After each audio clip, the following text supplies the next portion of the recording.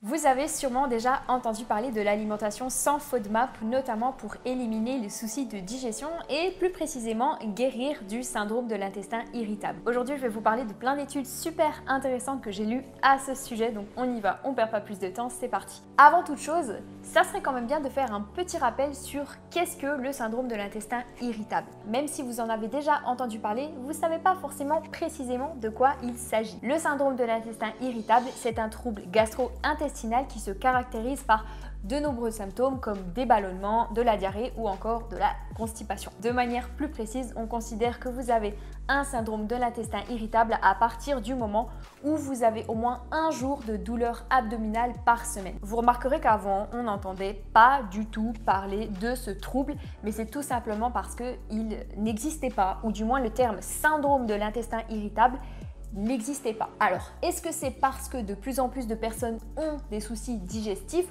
ou bien est-ce tout simplement parce qu'un certain nombre de personnes avaient déjà ces troubles et ont pu mettre un mot dessus? Je trouve que c'est une question super intéressante à se poser et on va y répondre tout au long de cette vidéo. En tout cas, la première étude que j'ai trouvée à ce sujet a fait son hypothèse puisque dès le début de l'article, on nous explique que parallèlement à l'augmentation des maladies inflammatoires de l'intestin, les comportements alimentaires ont radicalement changé dans le monde. Il y aurait de plus en plus de personnes ayant le syndrome de l'intestin irritable et ce serait dû à une augmentation de la consommation du fructose ou bien d'aliments contenant du blé. Pour faire court, ce serait dû à une augmentation de la quantité de FODMAP dans notre alimentation. Et tout ça, c'est dû au fait qu'on mange de plus en plus transformé, du moins beaucoup plus qu'il y a quelques années. Mais alors, bien qu'il y ait une corrélation, on n'est pas certain qu'il y ait un lien de cause à effet. En gros, on n'est pas certain que l'augmentation des maladies inflammatoires soit réellement due à un changement d'alimentation au sein de la population,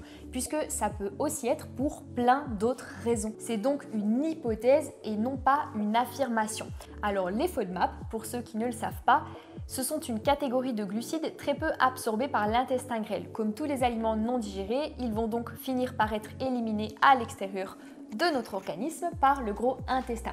Donc si on se contente de lire cette définition, on peut vite tirer des conclusions du genre si mon intestin grêle n'est pas capable d'absorber les FODMAP, c'est que ça doit pas être très bon pour mon corps. Et en vrai, si on s'arrête là, c'est tout à fait normal de penser comme ça. Sauf que l'eau, les minéraux et les fibres sont eux aussi non digérés et rejetés sous forme d'excréments. Et je doute quand même que l'eau, les fibres et les minéraux ce soit très mauvais pour le corps. Ce n'est pas parce que le corps ne garde pas quelque chose que cette chose est forcément mauvaise. On parlera un petit peu des fibres plus tard dans la vidéo, mais elles, pour le coup, elles sont réellement utiles à notre organisme. Sans parler des minéraux qui sont carrément essentiels pour notre survie. Et sur cet article, on nous dit même que ce défaut d'absorption se traduit par une fermentation responsable de la distension du côlon qui est elle-même à l'origine des fameux ballonnements. Sauf que c'est pas tout à fait vrai. Même si cette fermentation des FODMAP est bel et bien présente dans le gros intestin, elle ne provoque pas, dans la plupart des cas, des symptômes significatifs. À l'exception, il se pourrait des personnes ayant un syndrome de l'intestin irritable. Puisque chez ces personnes, la production gazeuse qui résulte du développement des bactéries pourrait provoquer divers inconforts digestifs. Donc ce que je vous propose, c'est de regarder un petit peu plus en profondeur ce que nous disent les études prospectives à ce sujet, c'est-à-dire les études qui ont mené des expériences. En 2010, une étude en simple aveugle a été réalisée sur 30 personnes, dont 87% étaient des femmes. Et 15 d'entre elles avaient un syndrome de l'intestin irritable et les 15 autres étaient des sujets sains, c'est-à-dire des sujets sans syndrome de l'intestin irritable ou quelconque pathologie. Alors les participants ont tous été soumis à un régime restreint en FODMAP, c'est-à-dire qu'ils avaient 9 grammes de FODMAP par jour, pendant 2 jours, puis à un régime riche en FODMAP, 50 grammes par jour, également pendant 2 jours. Alors bien entendu, la nourriture était fournie. On a constaté que pour les personnes ayant le syndrome de l'intestin irritable, tous leurs symptômes avaient significativement diminué lorsqu'elles suivaient le régime pauvre en FODMAP.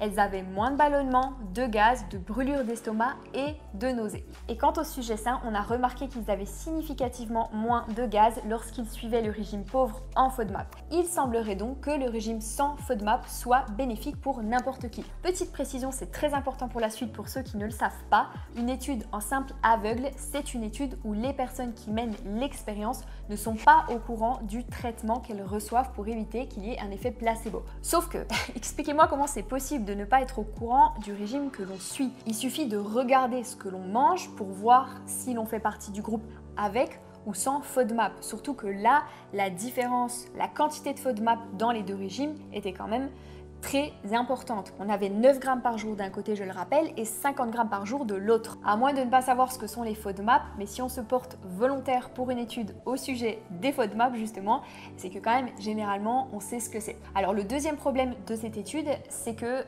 elle n'a été réalisée que sur 2 jours. Et 2 jours, c'est clairement pas assez longtemps pour se faire vraiment une idée de ce régime. Et enfin, le dernier problème de cette étude, et qui n'est clairement pas des moindres, c'est que la quantité de FODMAP ingérée était littéralement énorme comparée au premier régime. N'importe quelle personne qui consomme 50 grammes de FODMAP par jour aura des soucis de digestion.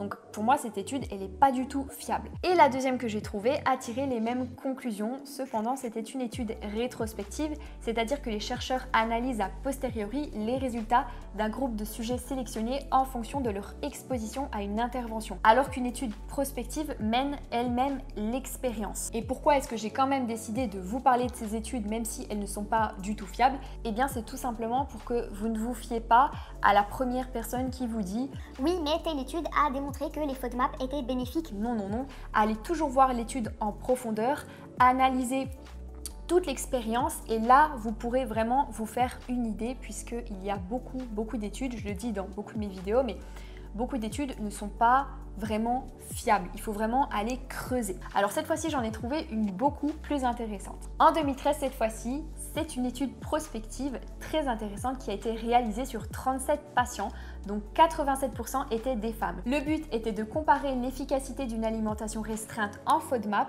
avec l'efficacité d'une alimentation restreinte en FODMAP et en gluten pour déterminer si les symptômes de l'intestin irritable étaient dus à la consommation de gluten ou plutôt au FODMAP. On a réparti les participants au hasard dans les deux groupes et bien sûr les participants ne savaient pas de quel groupe ils faisaient partie. Et alors attention, bien évidemment, tous les régimes avaient la même apparence et le même goût pour bien reproduire justement cet effet placebo. Alors écoutez bien ce que je vais vous dire maintenant. Avant que les participants ne débutent l'expérience, ils ont tous eu comme indication de réduire les FODMAP pendant 2 semaines, mais aucune consigne n'était donnée au sujet du gluten. En gros, ils faisaient comme à leur habitude, simplement ils avaient l'obligation de réduire les FODMAP dans leur alimentation actuelle. Ensuite, il y a eu la phase d'expérience. Après ces 2 semaines, donc avant de commencer la vraie expérience, il s'est avéré que la grande majorité des participants avaient constaté une nette amélioration de leurs symptômes. Par contre, une fois que les sujets ont commencé l'expérience, ils ont tous eu une aggravation de leurs symptômes. Et alors, ce que je ne vous ai pas dit, c'est que certains participants avaient non seulement le syndrome de l'intestin irritable, mais également une sensibilité au gluten, qui n'est pas la maladie cœliaque, attention, puisque la maladie cœliaque est une vraie intolérance au gluten, et là vous pouvez vraiment avoir de graves soucis de santé si vous en consommez. On parle bien d'une sensibilité au gluten. Alors qu'est-ce qu'on peut en conclure? Eh bien que le simple fait de croire qu'on a pu nous donner du gluten provoque des soucis digestifs. Et encore une fois, on peut se demander si le régime sans FODMAP lors de la première partie de cette expérience n'a pas agi comme un placebo, étant donné que les participants savaient qu'une alimentation faible en FODMAP pouvait être bénéfique pour leurs troubles. Alors, est-ce que le simple fait d'appliquer une alimentation particulière, quelle qu'elle soit, suffit pour guérir du syndrome de l'intestin irritable à partir du moment où l'on croit en cette alimentation? Alors la phrase est un petit peu compliquée, n'hésitez pas à la réécouter de nouveau, mais je pense que vous avez à peu près compris où est-ce que je veux en venir. En gros, est-ce qu'il n'y aurait pas un effet placebo derrière tout ça? Dans la méta-analyse que j'ai trouvée, on nous parle également des fibres comme remède pour diminuer les symptômes de l'intestin irritable, et pour vérifier ça, une étude a été réalisée sur 60 femmes souffrant de constipation. Pendant 3 semaines, elles ont toutes suivi la même alimentation. Simple différence, une partie des femmes devait consommer quotidiennement une gélule contenant des fibres, tandis que l'autre devait consommer une gélule contenant du sucre qui faisait en fait office de placebo. Et bien figurez-vous que les deux groupes ont constaté des améliorations dans leurs symptômes. Les femmes faisant partie du groupe placebo allaient en moyenne 6 fois par semaine à la selle, tandis que celles qui faisaient partie du groupe fibre y allaient en moyenne 7 fois, alors qu'avant on avait une moyenne de 3 fois par semaine pour les deux groupes. Et il s'avère même que les personnes faisant partie du groupe placebo étaient en moyenne plus satisfaites que les personnes qui faisaient partie du groupe fibre. Et enfin, lorsque les chercheurs ont évalué le changement dans le microbiote, on a constaté que pour le groupe fibre, une mauvaise bactérie, dont je ne citerai pas le nom parce que c'est beaucoup trop compliqué, a diminué, tandis qu'elle a augmenté dans le groupe placebo. Alors, est-ce que le simple fait de prendre une gélule dont on ne sait pas ce qu'elle contient peut être un facteur de stress et donc augmenter les mauvaises bactéries? On dirait bien que oui. En 2012, cette fois-ci, une étude a été réalisée sur 130 patients dont 70% étaient des femmes. Le but était d'observer les effets du yaourt enrichi en fibres. Alors pour ça, on a fait deux groupes, dont l'un devait consommer un yaourt enrichi en fibres et l'autre un yaourt classique qui faisait office de placebo. Et bien entendu, encore une fois, les participants ne savaient pas dans quel groupe ils étaient répartis. Bien que les participants du groupe fibre aient constaté une nette amélioration de leurs symptômes, le groupe placebo a lui aussi constaté une amélioration. Donc ici encore, on peut constater l'effet placebo.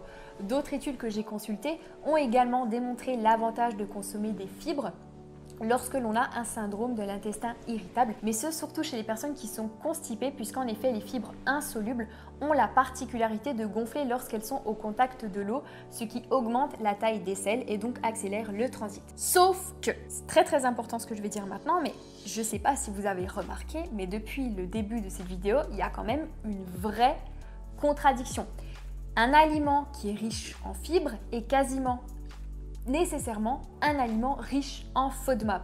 Alors comment est-ce possible que les personnes ayant un syndrome de l'intestin irritable constatent à la fois des bénéfices avec un régime sans FODMAP et à la fois des bénéfices avec un régime riche en fibres? C'est totalement contradictoire. Ce qui est certain, c'est que toutes ces études ont tiré la même conclusion.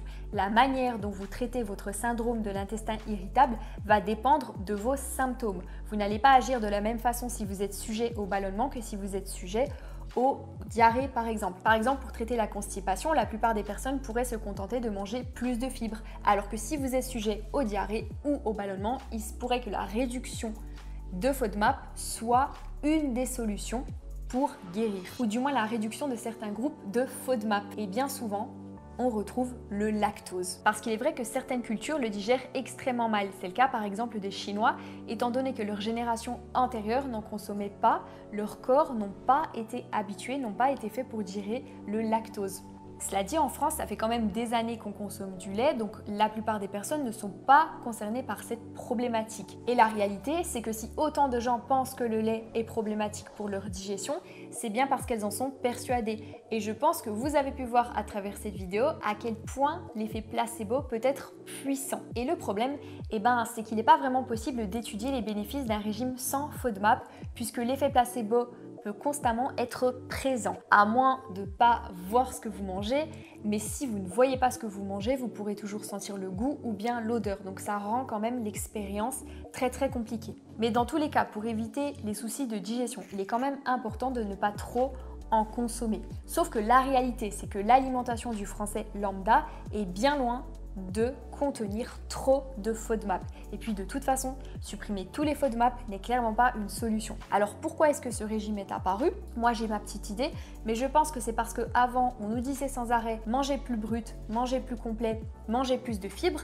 Certaines personnes ont poussé ça à l'extrême et du coup on s'est retrouvé avec certaines personnes justement qui développent des soucis digestifs parce qu'elles en consomment trop. Mais ça, c'est un extrême. Et l'autre extrême, c'est d'adopter une alimentation sans FODMAP. Et puis de toute façon, je vais vous dire, supprimer tous les FODMAP n'est clairement pas une solution.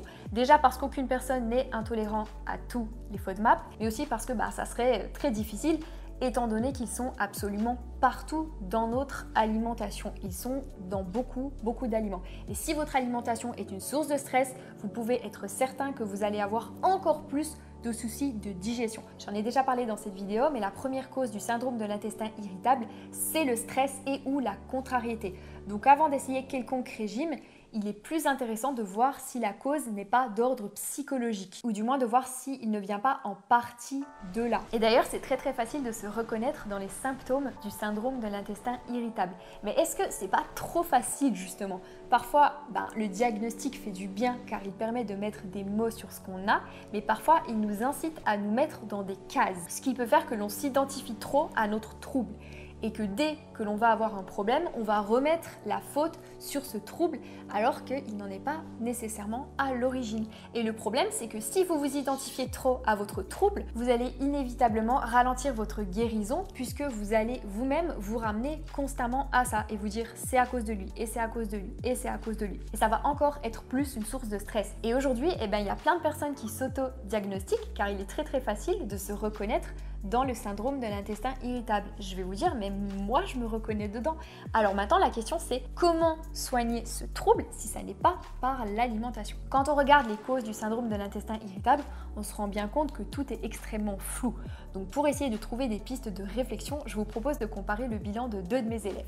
Clara, au début du coaching, elle était moyennement stressée et de mauvaise humeur comme vous pouvez le voir, ce qui se fait directement ressentir sur sa digestion. Alors qu'Amy est plutôt une personne zen et épanouie, ce qui se fait également ressentir sur sa digestion. Et ce sont des choses que je constate depuis des années maintenant avec mes élèves. Vous vous doutez bien que je n'ai pas fait cette conclusion juste avec deux bilans. Et d'ailleurs, une étude dont je vous avais parlé dans cette vidéo a démontré que la majorité des personnes qui souffrent du syndrome de l'intestin irritable souffrent aussi d'anorexie, ou bien de boulimie, d'hyperphagie, de dépression, etc. Et c'est pas très étonnant quand on sait que l'intestin compte plus de 100 millions de neurones. Et bizarrement, je sais pas si vous avez remarqué, mais dans cette étude, les témoins n'étaient quasiment que des femmes. Et pourquoi? Eh bien tout simplement parce que le syndrome de l'intestin irritable touche essentiellement les femmes. Et pourquoi il touche en particulier les femmes? Eh bien parce que nous sommes beaucoup plus concentrés sur notre ventre, sur notre physique. Certaines sont tellement focus sur ça que ça en devient une source de stress. Et encore une fois, la boucle est bouclée, le stress va vous provoquer des soucis de digestion. Et alors, ne vous inquiétez pas, il n'y a pas de honte à faire partie de ces femmes puisque moi-même à un moment donné j'en ai fait partie, mais le tout c'est de se dire ok, tout le monde a de temps en temps des soucis de digestion, mais c'est pas grave parce que ça va s'arranger. Si vous vous concentrez trop sur votre problème, encore une fois, vous n'allez qu'accentuer ce problème. Croyez-moi qu'une personne atteinte d'anorexie peut se sentir ballonnée après avoir mangé une pomme. Mais ça, c'est en partie parce qu'avant d'avoir mangé cette pomme, elle est persuadée que ça sera le cas. Et alors j'ai encore une autre anecdote, celle-là je vous l'ai sortie plein de fois, mais vraiment je la trouve super intéressante.